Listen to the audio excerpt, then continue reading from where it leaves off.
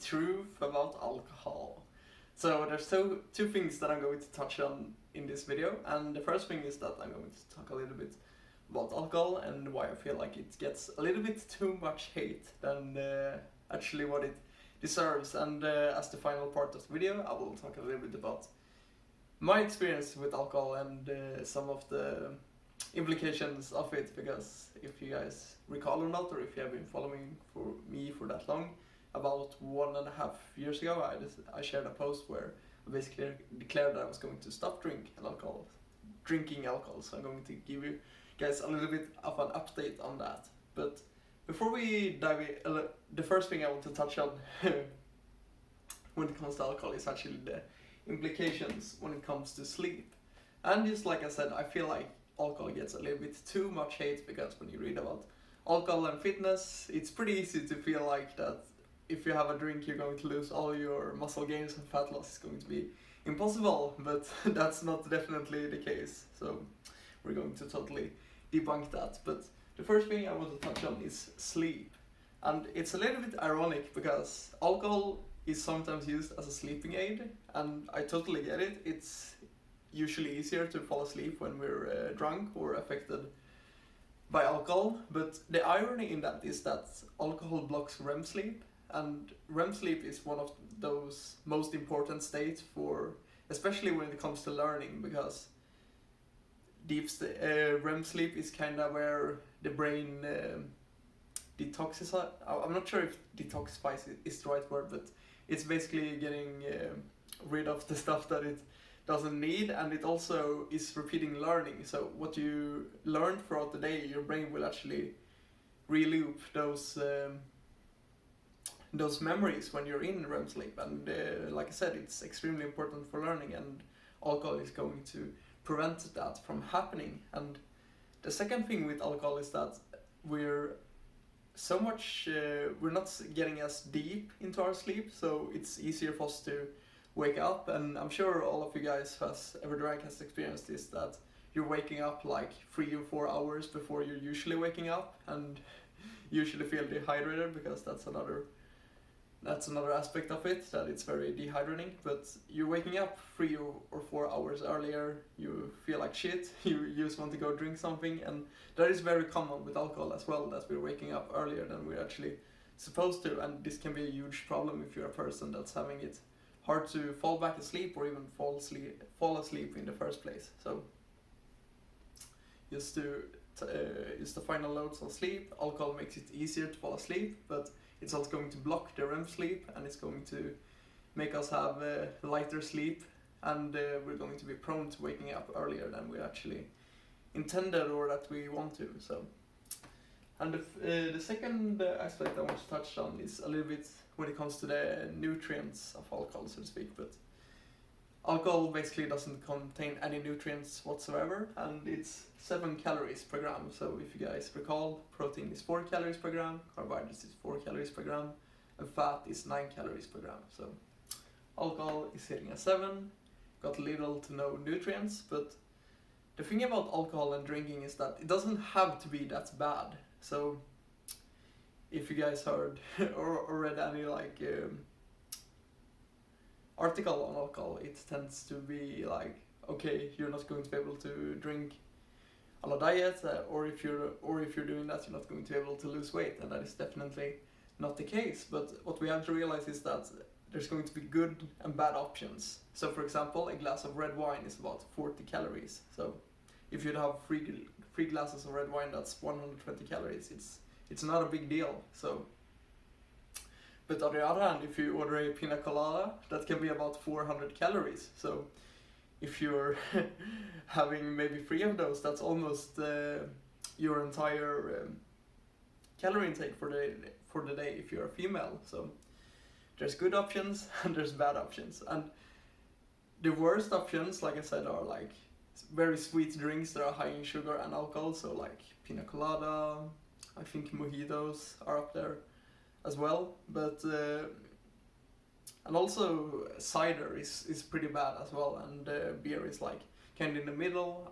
There's around 150 calories in a can of beer, so if you're having 10 of those, that's 1,500 calories. But there's also some pretty good options as well. So we got red wine, like I talked about earlier, and two of the best options if you're looking to get drunk and stay low on calories are vodka and whiskey, because those are extremely high in alcohol but very low in calories. So if you want a really slim options in terms of calories, vodka and a diet drink would be an excellent choice, or whiskey and Coke Zero or something like that if you're drinking on a diet or you want to keep losing weight. So, and I just want to mention one thing. So when we have alcohol in our blood, our body's going to be focusing on getting rid of that, because obviously it's a poison.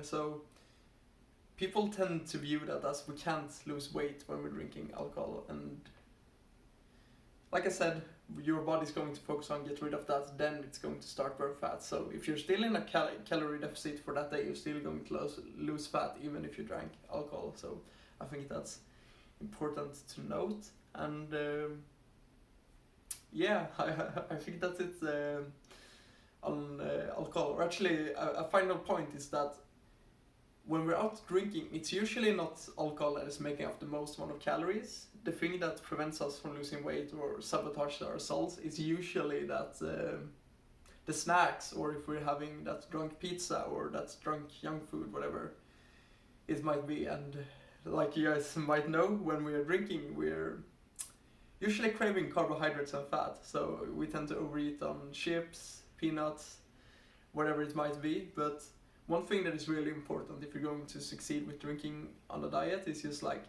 getting the willpower, so you actually avoid the fast food. Because if you're having a couple of drinks and a pizza, we could be looking at like 3,000 calories, and that is definitely something we want to avoid. So limit the junk food and decide what kind of options are going to be the best for you. So just because red wine, vodka and whiskey are the best options doesn't mean that you should stick to them, because I mean, like, if you feel like you're depriving yourself, it might be better to choose some of the more calorie dense options, but that you still have a good time and you can make up for it on some other day, or you do some more exercise, or you eat a little bit less the next day.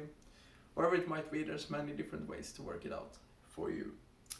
And as a final note, I want to update you guys and be a little bit transparent, because just like I said, I was making that post about 1.5 years ago, where I was basically breaking up with alcohol, because for the vast majority of the times that I've been drinking, it's been a pretty bad experience for me. I mostly did it because of peer pressure, and my relationship with alcohol was pretty damn horrible, to be honest. And I decided my life was going to be better without it, and that lasted for about 1.3 months maybe, or something like that. And I actually drank 2 times this year so far. So I drank on New Year's Eve and I drank last weekend. So that was a little bit of a mixture of me being curious, me wanting to test it out, and I don't want to admit it, but I think peer pressure definitely had